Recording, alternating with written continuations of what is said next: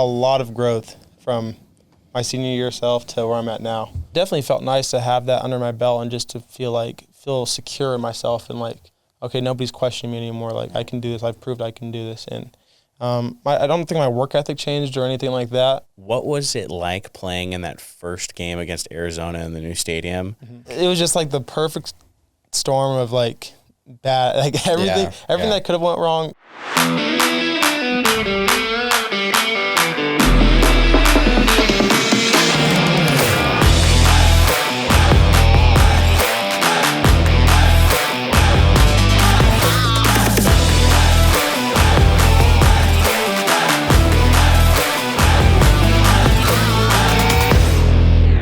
Welcome to the Confidence Quotient podcast.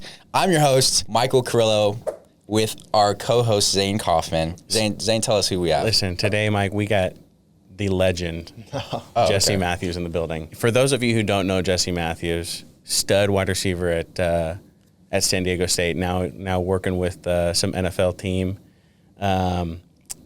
Jesse, when he was at State, dude, two-time bowl MVP, outstanding freshman, scout team player of the year, if I'm not mistaken. Okay, I think it was 2,100 receiving yards. I think he's all time in he's in the record books, man. Okay, I mean, absolute stud. And Jesse, obviously, the guy that was at State and that we have here today was not the guy coming out of high school. No. Right? Zero college offers, really no college interest at all. What was the journey like going from that guy to where you are now? There's a lot of growth from my senior year self to where I'm at now. And just a lot of work that's been put in, a lot of belief in my abilities, and a lot of, taking a lot of chances on myself and just betting on myself. But also having great people around me that have believed in me. Just having that support system and honestly just being blessed from God, just presenting me with great opportunities and great people around me to succeed and just to have the success that I did have at San Diego State and now get to the point where I'm at, where I'm with the Texans. Yeah. We all went to the same high school. Yeah. We're a couple of years older than you. We won a CIF championship. And, coming out of a smaller school in San Diego, sometimes it's hard to get looked at, right? For you, you mentioned betting on yourself. You didn't throw up crazy numbers in high school. You didn't have anything like necessarily like you overcame this big school or you had, career days or anything like that. What made you have the confidence to bet on yourself when you didn't have any offers, when you could have gone, to a smaller school? I think the biggest thing for me was just my parents' belief in me. And after my senior year, and I didn't really know what I wanted to do. I wanted to play baseball possibly. But I knew my true passion was football, and I was thinking about going maybe JUCO or a smaller school route. My dad, he kind of pushed me to reach out to San Diego State and send my film out just to see what they thought. And, by the grace of God, they got back to me and gave me an opportunity to walk on there. When your dad told you to do that, were you like, all right, okay, I'll do it. But did you think that you would actually get get an opportunity there? Not at all, actually. I was like, all right, I'll do it to kind of appease him and, see what happens. But I did not expect anything coming back from San Diego State because that's kind of just like I didn't even have any D3 offers. So why is this D1 school going to offer me? So when I got that, I was just like, I was shocked. I was so happy and just felt ready to seize the opportunity. Yeah. And I worked my tail off following up to my freshman year and walking on campus and this mindset of I'm going to have to earn everything that I get and just taking that mindset every day and proving myself and never being comfortable with just being on the team, but trying to strive to be, the best version of myself. Yeah. So going from, all right, I'll do this, Dad, I'll reach out to him, to then actually getting the opportunity. As soon as you got that opportunity, did that belief rise up in you? Like, okay, actually I can be here. Or how did that process take place? Yeah, well, when I first got that opportunity, when they said I could walk on, I was like, all right, are they just saying that? Or is it like, they're like, we got tryouts, like you come show up. Yeah, I didn't understand, but then affirmed that I was like on the team, Yeah. So one of my first days of practice, I had a pretty rough practice. I was getting hemmed up by some DBs, and we were doing like a special teams drill, and I couldn't get off the blocks. And I kind of walked away from that practice like, man, do I even belong out here? Like, can I even do this? Like, there was a lot of self-doubt. along the way. And during those first couple of years, I lived at home. So I'd go back home to my parents, and they talked to me, asked me about practice, and I would kind of share those thoughts. And their confidence in me just elevated my confidence with myself. Like if they're seeing something in me, then I owe it to them to keep going. And I kept working, and then I saw results, and that's when I started developing more confidence in myself. Yeah. So obviously you redshirted your first year. Yeah. What was that first thing that happened for you in practice that you were like, okay, I belong here? I think it was when we started doing scout team. We're going against our number one defense, and I was making plays, and that's a good question. We had a 2-minute drill.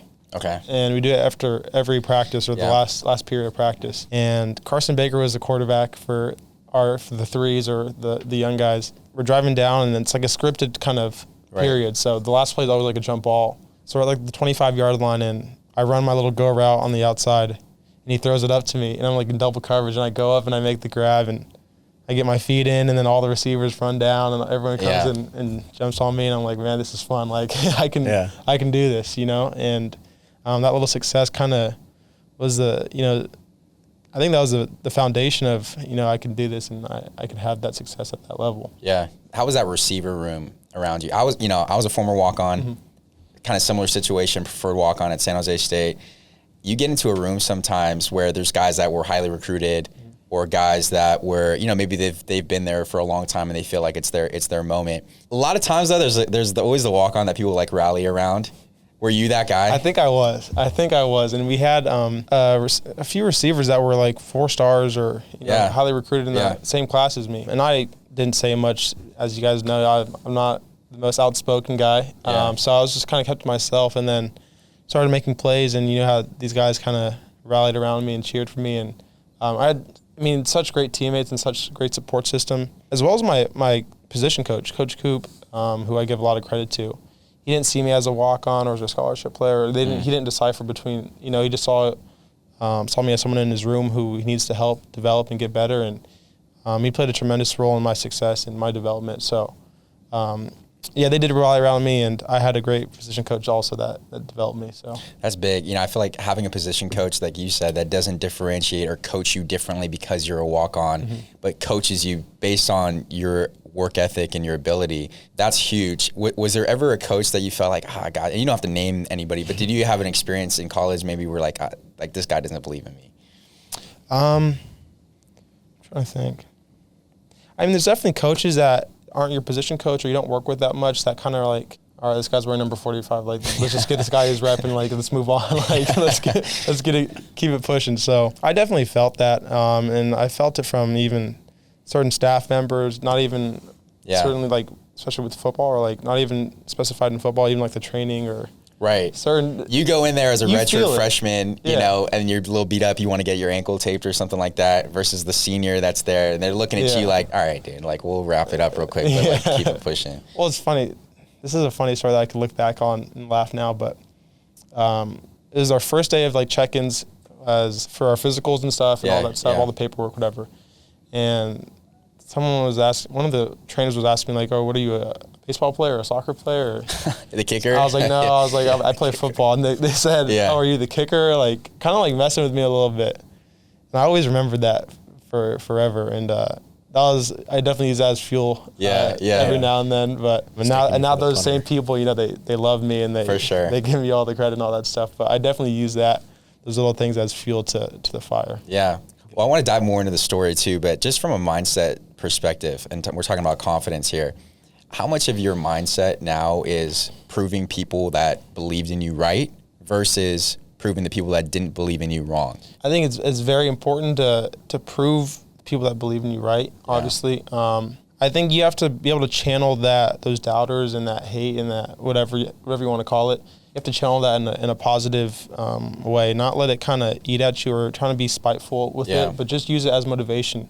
And that's what I try to do. So I, even like when I'm simple as like working out or running this last half gas, and like, all right, these people say you can't do it. You're visualizing that trainer that called you the kicker. Yeah. So just using it as that, but not using it as like for everything that I'm doing. Like I'm not trying to be successful to be like, okay, I told you so. I told you I could do it. Like that's not really my goal. I want to, make the people that have believed in me proud, and I want to prove them right. And we actually had a speaker with the Texans recently, and he said that he shared a really, really cool story about he was in the military, and he was over in Iraq, and he had to jump on a landmine, and he lost both of his legs. And someone asked him, like, who was your biggest doubter along the way? And he said it was actually his doctor. And he said that he was like, Doc, this doctor came in with like a 10-mile military shirt on, 10-mile race or whatever. And he's like, oh, I'm going to run that next year, Doc. Like, I'm going to do it. And he's like, I want you to look at this x-ray real quick and look at your legs. Like, it's not happening. You're not going to do it. So he used that as motivation every day to train and train and train. And he eventually ran that race. And he tells a story where he was coming down the final stretch, and he sees the doctor. And he's running down, and he looks over at the doctor, like, hey, Doc, do you remember me? Do you remember me? And he doesn't really recognize him. He's like, you remember you told me I couldn't do it. Like, you told me I wouldn't be here.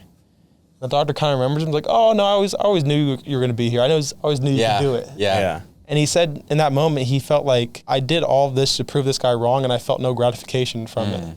So that was like, that kind of changed my perspective on that mindset of trying to prove people wrong. You're going to feel empty at the end of the day. And if you try to just focus on being your best self and proving yourself right, that's where you find that gratification and that fulfillment. So that's a long answer to answer your question. No, that was a good answer, dude. That was rad. Yeah, it's a good story too. But it's so funny because you hear a lot of these guys that are, first round draft picks, or guys that, for all intensive purposes have always been the guy. And those guys sometimes have the biggest chips on their shoulder. No one believed on me, bro. You were a 5-star. No one believed on me, bro. You went to Alabama. No one believed, bro. You were a first round draft pick. And I think at some point that becomes unhealthy because you're always almost like externally manufacturing this like fake hate in order to get you to a place. And, it can be powerful to a point, but I think that driving factor of proving yourself right, proving the people that have sacrificed and believed in you right, I think that's really important. So jump ball in practice, that kind of was like, okay, I can play at this level. There's a difference between doing that in practice and doing that in a game. Yeah. What was that first moment in a game where you're like, okay, I'm thinking of a couple catches right now based on your highlight tape, but what was that for you? For me, it was my redshirt freshman year. Or not I got my first year, then my second year was when I first played. And we played UCLA. And I think they were ranked at the time where it was a pretty big game for us. We never beat UCLA in our school's history, and we played at the Rose Bowl, and it was a big stage, and it was all that stuff. Yeah. I made a couple big catches in that game. And I'm like, if I could do it on this stage and perform, and then we ended up beating them, and it was a really cool moment for me. And that's kind of like my breakout game where I felt like, okay, I could be a very key piece of this team and help this team win a lot of games, and I could be a good football player. And I think that was the game for me. I was going to say just the ascension from being a walk-on and just trying to earn my way onto the team to starting was like that. Like, it was way faster than I ever could have imagined. And seeing that success right away was really, really helpful in my development. And definitely why do you think that was? It was just like right place, right time? I think there was a lot of it's like it's God's plan. Like, I just felt like it was like I couldn't have pictured this, and I couldn't have imagined success I would have so early. But I just thank God, man. I just thank God for just putting the right people around me, and I feel like everything was just like, even with certain players that were starting ahead of me, they would make a mistake, or they would do certain things, or they would kind of like lose their spot in the rotation, and I would just take advantage of the opportunity, and I'd slowly climb. And I felt like my constant work ethic and my attention to detail just let me just keep, steadily keep climbing the ranks, and I finally earned that starting job, and I never really let go of it from there. Yeah. So take me through this. You win Scout Team Player, right? You go through that, and is that your second year in, or is that your first year in? First year. So first year you win Scout Team Player, and then is it after or during that first year that you go scholarship? And kind of tell us about that story, because that's that's a big accomplishment in and of itself. Yeah, that was actually one of my I'm most proud of that award of that Scout Team Player of the Year, because that tells you really just got you don't get a lot of love from anybody, and to get that recognition is really cool. But I won Scout Team Player of the Year my freshman year, and then spring ball was around number 8 receiver in the depth chart. And I was like, okay, maybe I can make the travel squad this year. And maybe play some special teams or help out. And I had a pretty good spring ball. I would say I was around number 8 in the depth chart, and the top 8 travel. So I was like, all right, I'm right around where I need to be. And then kept working, and then we would go to fall camp, and I had a really good fall camp. Like I was making plays against the third strings. I was then I got promoted to the second strings. I was making plays against them, and then before I knew it, I was going against the starters. And I continued to make plays, and I just felt like I was playing like some of my best football ever. Like I don't even know what got into me, but I was just playing really good football, and I felt like I was really on top of my craft, and I just felt comfortable out there, and I just had a lot of success throughout my fall camp, and then before I knew it, week 1 I was starting, and I was like, wow, like your first year, like after your redshirt year. Yeah, we had our final scrimmage in the stadium. It's called Fan Fest. And I knew I was like on the bubble of starting, and I was kind of competing for it. And I remember one of the senior running backs was like, Jesse, like, you know what you got to do today? Like, if you do well today, kind of insinuating that you're going to earn the job if you do what you need to do today. The first drive, I ran a dig route against our starting DB, and I kind of broke him off, and I took it like 40 yards. And I was like, all right, I think I earned the job. And then shortly after that, they took me out of the scrimmage, and I kind of knew I kind of won the job. You did enough. Yeah. And never looked back from there. But how that went down and how everything kind of developed was way faster than I could have ever imagined. How'd they tell you that you were on scholarship? Oh, okay. Well, that didn't happen until the very end of the season. So that first year of you starting, you were still a walk-on? Yes. Oh, yeah, wow. the whole season. Yeah, that whole season. And it was cool because on social media, people are like, oh, give this guy a scholarship, give this guy, put him on scholarship. Yeah. Like, what are you waiting for? But we didn't have any available. Right. That's what they said. And one guy finally, like, he medically retired. I was a scholarship player, so it opened up scholarship right before a bowl game. And I remember it was after BYU, and we had kind of a week off before I found out who we played in the bowl game. Like a week later, and we have our team meeting. They give out rewards from the previous game and all that stuff. And then right before we're about to leave, Coach Long's like, we got one more announcement before we leave here. And all the seniors stand up in the front of the room. And our starting running back, Jawan Washington, he was like, this letter is for an athletic scholarship for the 2020-2021 year. And at the very end, he said, congratulations to Jesse Matthews. Everyone just pounced on me and throwing water. And, I chilled all over my body. I started tearing up a little bit. And it was just like, I just felt, I don't know, all that hard work and everything that you dreamed of was in that moment, and it lived up to that moment. And I'll remember that day forever. I called my mom right after the meeting. She was crying, and I was tearing up. And then I had to go out to practice right afterwards, and just had a smile on my face the rest of the day. Yeah. But it was really cool. I think the biggest and the most impressive thing to me, not aside from the scout team stuff, is how clutch you are in some of these bowl games, man. It's like to be a freshman and go and play in a bowl game and get, I think it was, offensive MVP or something like that. Dude, walk us through that. Like, walk us through going into a bowl game as a freshman and just being clutch in those moments. One thing that my position coach always shared with me is saying that, like, he always said that on the biggest stages, that's when he performed, and he's able to maximize the minimum and minimize the maximum. Basically make the game smaller, and then whatever opportunity you get, you maximize it. And if it's a big stage and you make it, it's just football. Like, you have to minimize your mindset, kind of. And I think I have the ability to do that also. And just knowing that it's just a football game at the end of the day, not making it any bigger in your head, Yeah. But for me, that whole year, I didn't score a touchdown. That whole regular season, and I was kind of making jokes that they didn't throw me the ball in the end zone and in the red zone, and I didn't get any opportunities. And then that very first drive, they dialed at a hitch route, and the DB was pressing me, and I was like, I'm going to convert this. You got to convert it. And beat him clean with the release. Quarterback threw it a little out of my reach, had a dive, and made a diving catch, and finally scored my first touchdown in that bowl game, and that was one of the best feelings ever. And from there, I just had the confidence to keep going, and I had another touchdown in that game also, where that was kind of like my biggest breakout game. I had like a lot of career highs in that game, and I feel like that's where kind of got my name on the map a little bit more. But that was my first game after I got a scholarship too, so it felt nice to show you're not wasting this.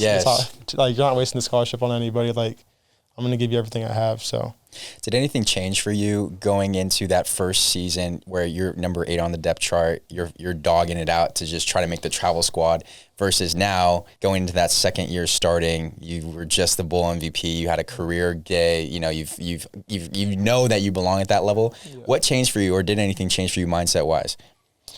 No, I think for me, definitely felt nice to have that under my belt and just to feel secure in myself and like, okay, nobody's questioning me anymore. Like, I can do this. I've proved I can do this. And I don't think my work ethic changed or anything like that. I feel like I still came in with a great mindset. But that following year was weird because that's when COVID hit. Yeah. You know, and we were in spring ball, and, you know, one day we get a text from our coaches and everything shuts down. So that whole year was kind of just weird how it transpired. I feel like I was going to just really start hitting my stride, and then the season got canceled for a little bit, and then it got put back on, and then we put like a shorter, like an 8-game schedule, and it was just a weird year. So, do you remember who won the Mountain West that year?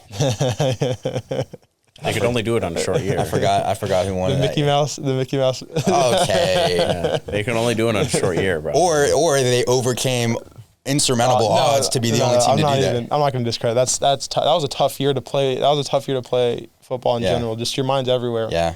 The answer was San Jose State, by the way. Yeah, I think they were undefeated, right? They were undefeated, and they got blown out, I think, in the bowl game. But we won't even talk about that. Yeah, but that was just a weird year overall. And then that following year, I kind of found my stride again. Yeah. So what then? You know, like everybody has bad games, maybe even a stretch of them. Yeah. What are some of those things? Again, like being around your family, I think that always helps. But like, what are some of the other things that kind of help you get through a slump? Yeah. Just knowing that putting in the work and always giving your best effort is going to yield results, because it's a proven formula for me. And having that faith in your work ethic and just in how football works, you know, and just how life works. Like, you can't, when things are going bad or not going the way you want them to, you just have to have that faith that eventually the work's going to show up. And I also had my position coach, I give him a lot of credit. He just says, you know, like, just to keep going, you know, those moments when you think you're down in the dumps and the ball's not coming to you, and maybe you stop, you give up, or you like your work ethic kind of decreases a little bit. That's when the moment's going to come to you. That's when the ball's going to come to you, and you have to be ready for those moments. So for me, it was just constantly working and knowing that whenever my number is going to be called, I have to be ready for it, and knowing that formula works. And it happened every time. Like, every time I went through that little stretch or a bad game, or I just came to practice the next week with the mindset that it's going to come to me this week, you know, and just being ready for that. And I think just having, like I said, a lot of great people around me that help my mindset even when I get a little down. Yeah. Are there any plays that like keep you up at night? I know I got a lot. What's one that sticks out for you? I won't like to talk about it, but it was actually this last year against Fresno State. Oh, it's going to be sick just even talking about it. But we were up in that game, I think by a few scores. Maybe it was a 3-possession game, and I dropped a punt right in the red zone. Next play they score, and then after that, it was kind of just like a snowball effect. Like, our defense couldn't stop them anymore. We couldn't move the ball anymore. We scored like 35 points in like 2 quarters, 3 quarters. And then after that, it just kind of flipped the script. And we ended up losing that game. And they got an onside kick at the very last minute. And they recovered it. And then they drove down and kicked a field goal to win the game. And I remember walking off that field just with the worst feeling I've ever felt playing football. And I was really just questioning, like, what just happened? Like, what did I just do? And what am I doing here? Like, why is this happening? And I was really just like, God, why is this like, why did that just happen? And I was just really, I don't know, I was down for a few days. Like, I was just like, that whole next week I was out of it. Like, I went on Twitter. That was the worst thing I could do. Yeah. And you just seeing all these things, and I just felt like that was a very, very low point in my athletic career, my confidence level. But it's crazy because that following week I read a verse, and it's kind of like my life verse now. And it's James 1:2-4. It's consider it pure joy, my brothers and sisters, when you face trials of many kinds, for the testing of your faith produces perseverance. let perseverance finish its work so that you may mature and complete, not lacking anything. And I read that and I was like, wow, like, okay, let me embrace this moment, take it for what it is, and just learn everything that I can from this moment and try to ensure that it never happens again, you know, and like just feel the pain that I have and feel this sorrow that I have, but use it for a positive result, you know. And that following week, we were back home playing against UNLV, and I scored my first touchdown of the year. Nice. That following week, and I made some big catches that game, so that kind of just made me realize that, you know, I'm doing the right things and I'm learning the right lessons, and that I always have to keep going, even how bad it gets, or no matter how bad it gets, you know, I have to keep going. The work always works, right? Yeah. It always works, regardless of, you know, there's things that happen. Nobody's perfect, but the cream always rises to the top. At some point, that level of work becomes so undeniable, and then the results start to show. Yeah. For you, like, do you have a player that you like, maybe a role model or somebody that you model your game after? Yeah, I really like Cooper Kupp. The way he plays the game, I feel like it's really similar to how I see myself playing the game, where I feel like he plays it. You know, his skill set is kind of similar. I feel like he has really good hands. He has a really good football sense for the field. I feel like even I've seen interviews of him, just his character and the person he is, how he's super humble and down to earth. And I think he's a great role model, honestly, for all football players. And he's obviously a great receiver. And that Triple Crown year he had a couple years ago, insane. It just showed how talented he is, and that type of receiver play can have success. You know, he's not the fastest or you know, the prototypical receiver, but man, he can play the game and he can find those voids, and he's just a playmaker. Yeah. And I kind of like to see myself in that role, just, you know, knowing my assignment, knowing where the defense is going to be, or knowing where to be, when to be there, and making the play when I get the opportunity. So that's a guy I really and a great man of faith too. Yes. Yeah, definitely. Dude's a stud. You've made some leaps like throughout your career. Obviously, we all went to the same high school. We played in the same kind of offense.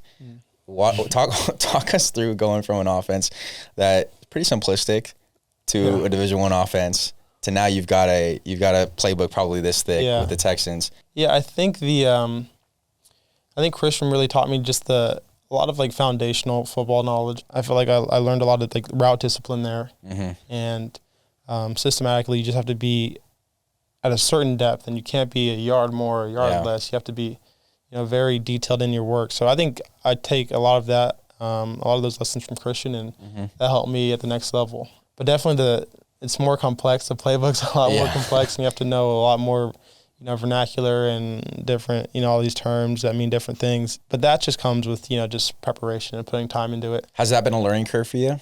Yeah, I mean, a little bit. Like, going into the Texans playbook now is like, it was a lot, you know? I think for me, it is like, they expect you to know so much in a short amount of time. Yeah. And you have to catch up because you're behind of all the vets that have been in the system for, you know, a couple months now, and they're just running through it like it's the back of their hand. You have to kind of catch up. So having that mindset where you have to catch up and get in your playbook and study and know the terms and just take it super seriously. And that was definitely a challenge. But at the end of the day, everything's still the same concept. You still run the same routes. Right. It's just different terms. That's all you have to really learn. Kind of understanding that, and then piecing together the concepts of routes is how I really learn, and knowing what this guy has to do when I do this. So I feel like I've been pretty good at, you know, picking up on certain different playbooks and different vernacular, and just kind of piecing together in my head and finding weird ways to remember it so that I know it on the field, and I can just play as fast as possible and as free as possible. So you've gone through minicamp already and kind of gone through a lot of those things. Was there a speed shock for you? Like, dang, this is fast. Definitely. What I noticed is just that when I was my first couple of practices, I was just worried about making sure my feet are aligned right and I'm on the proper landmark, or if I'm supposed to be 2 yards outside of the hash, I can't be 3 yards. Or I can't be 1 yard. I have to be 2 yards, exactly where I need to be. And I was just focused on, all right, where am I lined up? Okay, what am I running? What's my footwork here? That I wasn't really like reading the defense. I was like, I don't even care what they're doing in front of me. I'm just trying to run my route and do the job, and so I don't get yelled at, you know? So that's what it was for the first couple of days. And you can't really you don't feel as free, or you're not playing as fast because you're thinking so much, and that's always going to be the challenge. But once you get comfortable in that system and you start getting a little bit more familiar with the play calling, and now it's just like, all right, I'm lined up here. Now I can identify the defense, if it's one high, two high, or what shade the DB's playing, or where I need a release, or that's when you start playing football, and that's when you start finding the voids, and that's when it's really fun for me. It's like, all right, now you're reacting. You're not trying to like think through things as you're running around. That's when it's really fun to me, and that's when you start to make plays. So that was really, once I got to that point where I found some success and I was making some catches, and I was like, man, this is fun. Like, I'm really doing this. Yeah. Jesse, I got to ask, and probably most San Diego State fans are going to want to know the answer to this. Mm-hmm. What was it like playing in that first game against Arizona in the new stadium? Mm-hmm. And, bro, kind of like, what happened, bro? Yeah, I wish I could tell you, man. Because obviously it was like a bajillion degrees. It was just like the perfect storm of like bad, like everything that could have went wrong. And I felt like there was a lot of hype going into the season. You know, it was our 100th football season, brand new stadium. We're back home for the first time in 2 years. Maybe we were just a little more focused on, you know, opening that brand new stadium and being there's a lot of fluff. Diego. There's a lot of fluff going on. Yeah, I think maybe just our mindset wasn't where it needed to be. In Arizona, coming in, they're used to the warm weather. They're practicing that every day. We're kind of just these San Diego kids that don't always experience that heat. So just a perfect storm of bad events. We walked into the stadium. It was awesome. The whole pregame, you know, everything's really cool. And then as soon as the ball was snapped, it felt like everything went wrong from there. But I think they were just more ready. They were just more prepared than us. Yeah. And there's no excuses for that, really. It's just they came and they outplayed us. And, you know, that was definitely a bitter feeling after that game.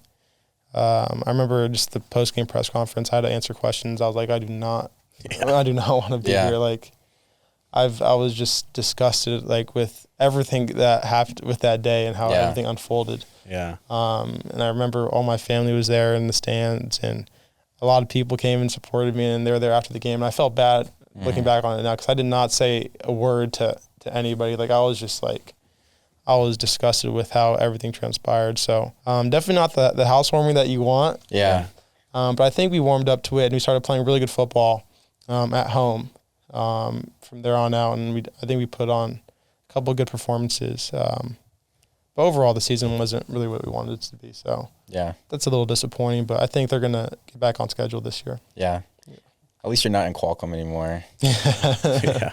Yeah. We used to play there when we'd come down a couple times, and we wouldn't even use like the NFL lockers. They would put us in the cheerleaders like lockers. Oh, really? Yeah. And there would be like two guys sharing a locker. It was a mess. Well, we weren't in the charge locker room either. We were in like a separate little, I don't even know what it was, honestly. Like closet. It was a closet. Yeah. It was run down, and it was roach infested. It was rickety, man. It was rickety. It was, it's a cool experience because it's such a historic place to play. Yeah, you grew up watching games there. That's really cool, but that's really the extent of it. Like, I know. What was the worst like visiting locker room you played at? Ooh, New Mexico State. Really? Yeah. Like a trailer? It wasn't even a question, bro. Yeah, it was like, there's two. New Mexico State had like I swear the lockers were like this wide. Yeah. Like you couldn't sit down. Everyone was like hot in there. It was like we played in September, so it was warm in New Mexico. Now locker room was like so sticky, and it was just like disgusting. You want to feel good with going into the game, and it's like, man, like I can't get comfortable. I can't change. I feel disgusting, and there's just no breathing room in there. So luckily we took care of him quickly, and we got out of there. But then the second one, maybe the first worst was Hawaii's new stadium. We weren't even inside. We didn't even have a locker room. So you're like outside. We were literally like under the bleachers of their baseball stadium, and they just had benches out there. Dude. And we just had our pads out there, and they put all of our shoulder pads and our equipment under the bench. And we were just outside changing in the. That's terrible. Yeah. It was hot too, wasn't it? Yeah, I don't even think we could. There wasn't even a shower there. Oh my gosh. So we had to go back to the hotel after the game, all gross, and that was all. I feel like a lot of people don't know that like there's a lot of Division I programs that their away setup is terrible. Yeah, I think they do it on purpose. Honestly, we played at Oregon I think my senior year, and that honestly was probably one of the worst locker rooms. Really? Yeah, they had us like almost outside of the stadium. There was one toilet, And as soon as we got there, it broke. So there's no toilets. Kind of similar situation, like just really rickety. It felt like, I think we were like in a trailer or like a portable trailer. Almost, it felt like we were outside the stadium. Like you got to run like a mile just to get to the field. Honestly, I'm not gonna say San Jose State's is pretty bad. I was surprised you didn't say that first. Yeah, we had a lot. Even Boise's like everything.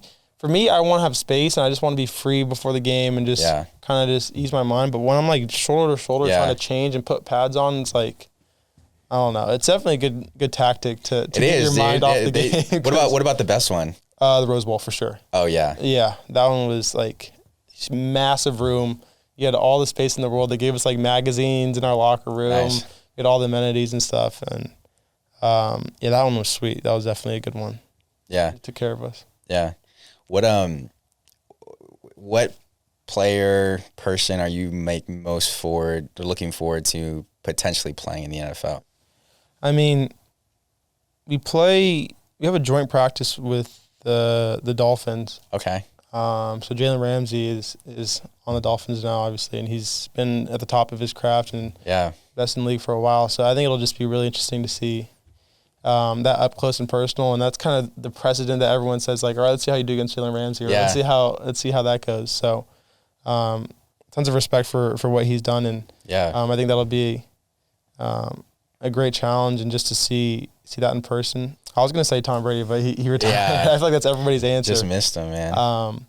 But, I mean, there's so many great players around the league that I'll just be probably a little starstruck at first, but I'll just snap back into reality. I don't know. That's a great question, though. There's some guys I used to play with. One of my teammates on the Falcons, Darren Hall. Yeah. That'll be cool to play against him. Cameron Thomas, who's a Carlsbad kid. That'll be cool to play against him. I mean, it's just going to be, I'm sure it's going to be fun every weekend seeing these guys that I grew up watching on TV and being on the same field with them is definitely a blessing. Yeah. As far as like, you've been in this locker room now for a few months.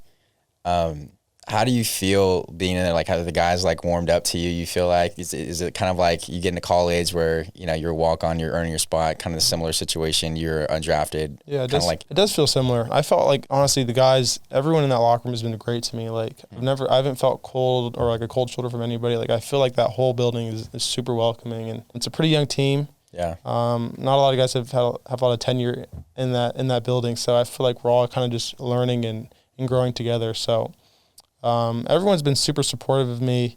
The vets I've reached out to the vets, or like Robert Woods is in our receiver room, and I just ask him for advice. And I ask him, or Noah Brown is another guy that I really like. I ask him for just advice on even routes on air, like what is he focusing on here? What is he trying to do with a certain break point or route? And just getting that advice from the guys that have been there and done that and are the best in the world at what they do is really, really cool. Yeah. Have you got a chance to kind of kick it with Stoud a little bit? Yeah, we've hung out. We went to he organized like a little retreat for us last weekend, and nice. We went up to LA, and it was a good time. We ran routes and hung out, did some bonding, and he's a really good guy, great leader. And I'm excited to see what he can lead us to. Yeah, I mean, it's always an interesting situation when you're stepping into something with a rookie quarterback. In a lot of ways, he's trying to prove himself and try to figure things out as well.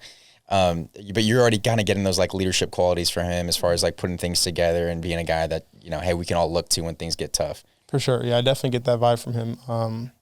Really good guy.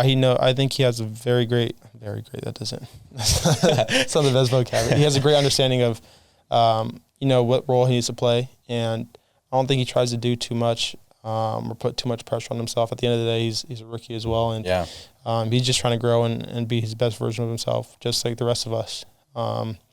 People put labels on what he needs to be for the program or for the team, but I think the most important thing is just growing and just trying to be a great leader and kind of grow into that phase for a team, and he knows that he has to. Just take it one day at a time like the rest of us, and he's not trying to do too much. Yeah. Well, you've obviously done a lot. I know, like, really focused on wanting to give back and doing things in the community as well. You've run camps in the past, like in the community. Talk about that. Like, why is that important to you? Man, the best thing for me growing up, sports was such a huge part of where I found my joy.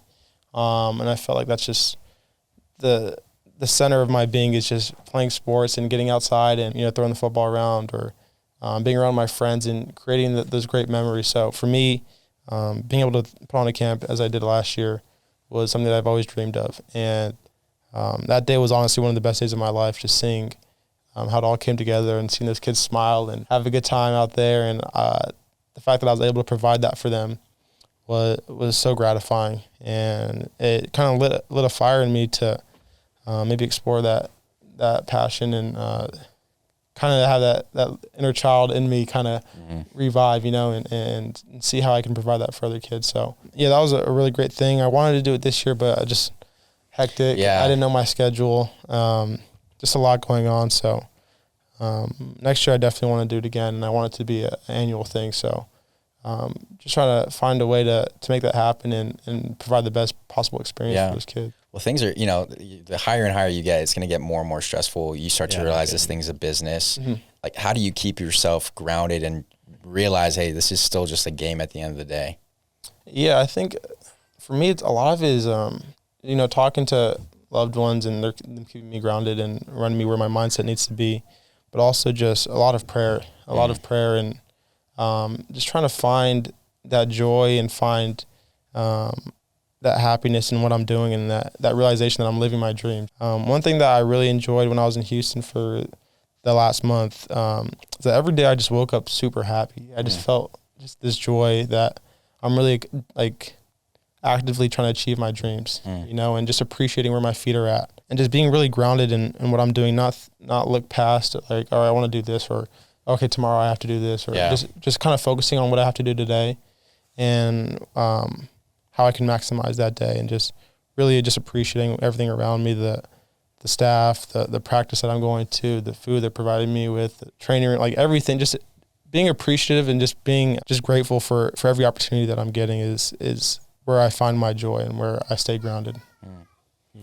That's huge, dude. I think I've struggled with that at times. Even playing, you can, if something good happens, you like, okay, I'm good to go now. Like, I'm it. But you just have to, when something good happens, if something bad happens, sometimes we can be, you catastrophize it to the nth degree where you're like, I'm not good enough anymore. This is just going to, I'm not going to be playing anymore. And how do you nitty gritty, how do you stay present? There's a big third down. How do you stay present in that moment and not try to make it bigger than what it is? You have to realize, I've played this game since I was 4 years old, Yeah. I've seen a lot of different situations, and I have to have that confidence in my experience and my preparation that I'm ready for whatever is thrown at me. I think that's where you find your confidence is that preparation and obviously that previous knowledge. And for me, just kind of rising to the occasion and looking forward to those moments, because those were the things that I did in my backyard when no one was watching, when I was throwing the ball by myself, when it was, fourth down, we're on the 5-yard line, we're down by 5 points and we need a touchdown. Yeah. And just really just enjoying those moments and kind of just that's what I kind of live. That's what you play the game for, man. Just those moments of those high stakes. And I don't know, for me, I find a lot of peace in that situation, because that's where I always put myself and put my head where it's where I wanted to be, and that's what I wanted to do. And now I'm doing it at the highest level. So I think that's how I kind of keep my mindset steady, and I just keep my focus on the present moment. Yeah. Dude, how was that game winner against San Jose State, though? I mean, that was a big moment. You know what's really annoying about that? So that was I think it was a double overtime game. Yeah, it was 6-6. It was 6-6, so nobody had scored a touchdown, I think, at that point, right? Douchebag. catches a ball at the end of regulation, I think. You had two jump balls that could. Yeah, that was the first overtime. Okay, it was the first overtime. We ended up scoring after that, and then I think we get the ball, we didn't score. Yeah, you missed a field goal, and then throw another jump ball to him again, bro. Mm-hmm. So he had two. You can't stop it, bro. There's two potential game winners, and then the actual game winner.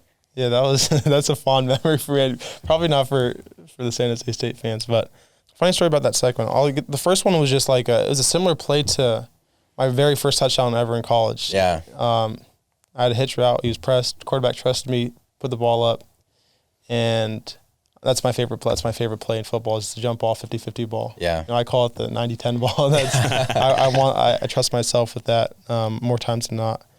And so that was a really cool moment. I was hyped and kind of give a spark to the team. Of course, San Jose State comes back and they score and they get the ball. And then actually our defense made a pick. They picked the ball off. So we just needed a field goal. And so we're kind of playing conservative a little bit, and we hand the ball off first down. Okay, we get like maybe a yard. Second down, we hand the ball off, and we get like 2 yards. And we're going to hand the ball off again on third down. And the quarterback signals to me. He just goes like this, which is our signal for all go. Just run a fade route. So I was like, all right, maybe he's just give me a dummy call. Yeah. Like just to kind of throw off the defense and maybe try to create more. You guys, it's overtime, so you're already in field goal range. Yeah, like all we need is a field goal. We're at the 20-yard line. Yeah. So I was like, all right. I was honestly just going to run him off, just to run him off. But I was like, all right, let me just run this route. Just in case. Just in case. Yeah. So I run my route, and then I kind of get even with him, and I get like past his hip. And I see the ball in the air. And I'm like, oh, shoot. He's actually throwing this. And it was a perfect ball. It's kind of like a back shoulder. It's like my favorite throw where I kind of have to pirouette and turn away from it. And he was in a bad spot. He couldn't jump, and he didn't have his footing. So I just kind of rose up and made the catch. Yeah. We know what that happened. Was the game winner. We know what happened, dog. But that was really fun. That was an exhilarating feeling. And I remember just running down the sideline. I know, bro. He was talking smack, bro. Like, who is this guy, dog? No, I wasn't talking smack. I was just looking. I was gonna say something, but I was like, I don't want to get a flag, and then they take back the touchdown. That'd be the worst thing. So, but that was a fun one. I feel like Jesse definitely like comes out of his shell on the field, bro. Oh, no doubt. Yeah, like, you know what I mean? He gives us his little go-to. It's definitely a different mindset. It's a different Jesse sometimes, I feel like. I think it has to be. I think my parents and my girlfriend always joke about me how I'm competitive in every little thing. So anything that comes to competition, I don't care if it's ping pong. I don't care if it's who's the first to the car. I don't care if it's I finished my food faster. I don't care, like anything that I could beat you in. That's when like my true self comes out. And I think when competition comes up, that's when I really have fun. Yeah. So definitely on the field, I get a little fiery, and I like to talk a little bit. I love it, bro. Yeah. Well, you gotta kind of have a little alter ego. There's a really cool story about Kobe Bryant, and it was his first game playing against Michael Jordan. Mm-hmm. And one of the vets on Kobe's team like came up to him and said, "Whatever you do, don't look at MJ in the eyes." Yeah. You know that story? Mm-hmm. And Kobe's looking at his guy like, "What are you talking about? Like, I'm that guy too. Yeah. Like, I'm that too." Yeah. Is that how you feel now? Yeah, that's a really cool story. I think I just have, when I get on the field, I just have that confidence in myself. Yeah, I feel like you don't feel there's any, like, we're talking about the NFL, and I'm not going to make you soundbite anything, but you get on the field, let's say, one of these weeks, you're in there with the ones. Yeah. Like, do you really feel like I can go out there and do anything I want? Yeah. I've always kind of felt like that. I've always felt like the things I could do really well that I feel like I'm the best in the world at. Like, I'm the best at, I feel like my hand-eye coordination is some of the, is top tier. I feel like my hands are some of the, I think I have the best hands. I've always felt like I've had the best hands. Yeah. No matter what team I was on, or no matter what situation it was. So having that confidence in myself, I can do anything that I put my mind to, and that you're going to have to prove to me that you can stop me before I believe that. You're going to have to show me that you can do it. And even if you do stop me, that means you just got lucky. And I'm going to get the next one. So that's kind of my mindset. You're at a very, very young stage of your career right now. What are some of your goals being in the NFL? Man, right now, they are making the team. Yeah, that's the right answer. That is right. I think for me, I don't want to, say, I want to be in the Hall of Fame. Yeah. I mean, that's just like, there's so many steps that go into that, and there's such a long way to go. I think for me, just staying present in the moment, and focusing on the day-to-day activities, focusing on doing my morning stretching or focusing on my daily routine. I think if you just keep that mindset of just doing the small things, and just focus on doing the small things, then all the big things will show up. And our player development guy shared a really cool quote with the rookies, and he said, if you're too big for the small things, you're going to be too small for the big things. And for me, that's just the mindset that I want to have, is just to focus on the small things, and then everything will take care of itself from there. So just being, it sounds cliche and it sounds like kind of a shallow answer, but it's true. Just focusing on trying to be the best version of myself and being the best, football player, but even being the best follower of Christ, or being the best boyfriend, or being the best son, or just being the best person I can be. Yeah. And that's kind of my mindset, my goals every day. Yeah. You're playing now at a professional level. Even when you're in the Division I level, you have access to a lot of resources. I'm sure at the NFL, you've got access to sports psychologists, things that are kind of geared towards helping you be the best mindset version of yourself. Yeah. Do you utilize any of those things?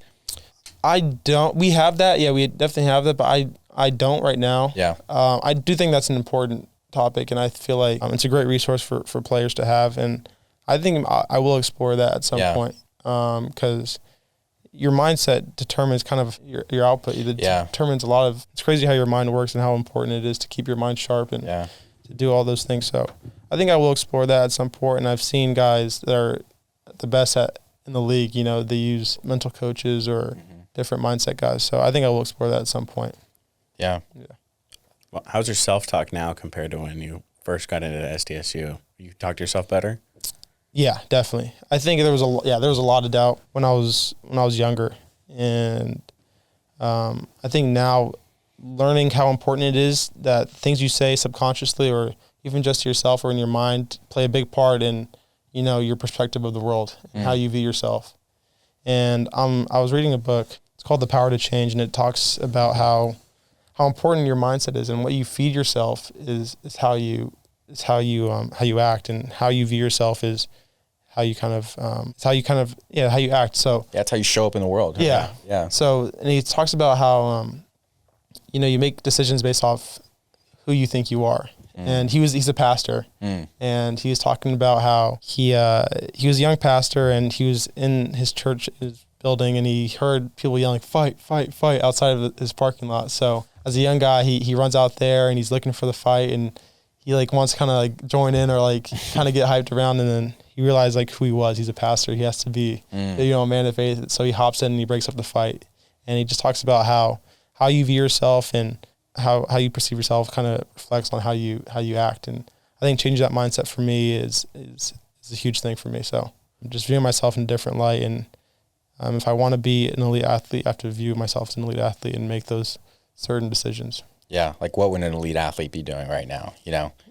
Obviously, dude, you're in the NFL. You have access to probably a lot more distractions than you did in the past. Yeah. Obviously, you're a really grounded person. The good thing, you're in a relationship.